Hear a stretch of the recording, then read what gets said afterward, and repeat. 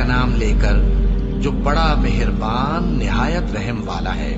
میں اس شہر یعنی مکے کی قسم کھاتا ہوں اور تم اے نبی صلی اللہ علیہ وآلہ وسلم اسی شہر میں تو رہتے ہو، اور سب کے باپ یعنی آدم اور اس کی اولاد کی قسم کہ ہم نے انسان کو محنت و مشقت میں رہنے والا بنایا ہے۔ کیا یہ خیال کرتا ہے کہ اس پر کوئی قابو نہ پائے گا؟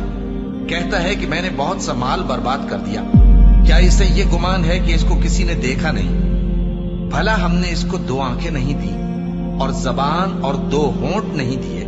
یہ چیزیں بھی دیں اور اس کو خیر و شر کے دونوں رستے بھی دکھا دیے، مگر یہ گھاٹی پر سے ہو کر نہ گزرا۔ اور تم کیا سمجھے کہ گھاٹی کیا ہے؟ کسی کی گردن کا چھڑانا یا بھوک کے دن میں کھانا کھلانا، کسی رشتہ دار یتیم کو یا مٹی میں پڑے کسی نادار کو۔